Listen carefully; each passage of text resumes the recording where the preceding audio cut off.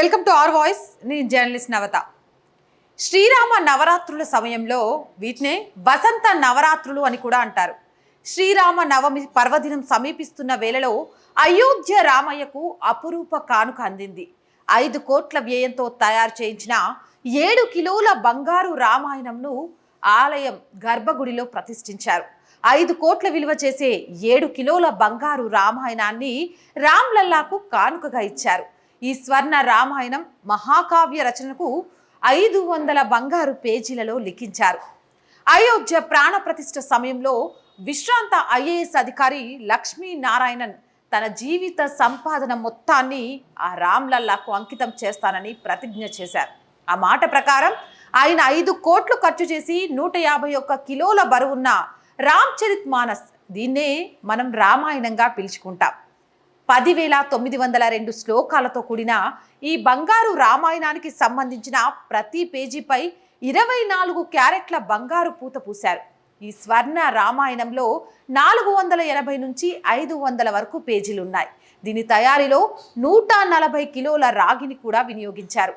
ఈ ప్రత్యేక బంగారు రామాయణాన్ని సుబ్రహ్మణ్యం లక్ష్మీనారాయణన్, అతని భార్య సరస్వతి రామాలయం ట్రస్ట్కి అందించారు.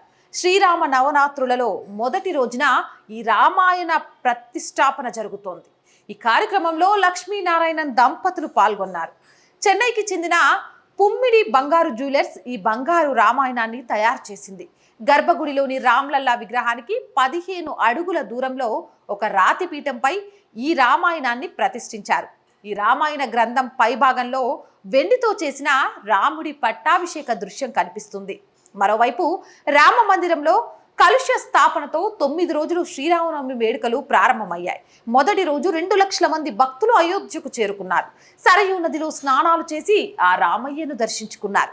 నవరాత్రుల ప్రారంభంలో రామాలయంలో తెల్లవారుజామున 4 గంటలకే రామ్లల్లా జలాభిషేకం చేసి శృంగార పూజ నిర్వహించారు.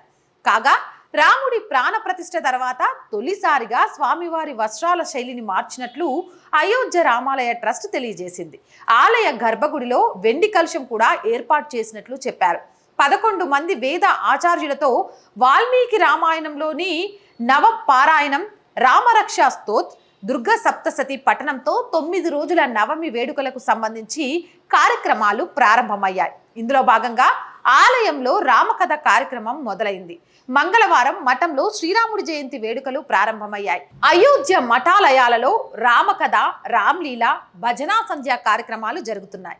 ఈ సంవత్సరం అయోధ్యలో రామయ్య పట్టాభిషేకంతో పాటు సీతారాముల కళ్యాణాన్ని అంగరంగ వైభవంగా నిర్వహించనున్నారు. దీన్ని వీక్షించడానికి లక్షల కొద్దీ జనం ఆసక్తి చూపుతూ అయోధ్య బయలుదేరారు.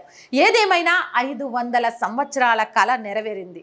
తరువాత మొట్టమొదటిసారి అయోధ్యలో సీతారాముల కళ్యాణం అంగరంగ వైభవంగా జరగబోతోంది. జై శ్రీరామ్.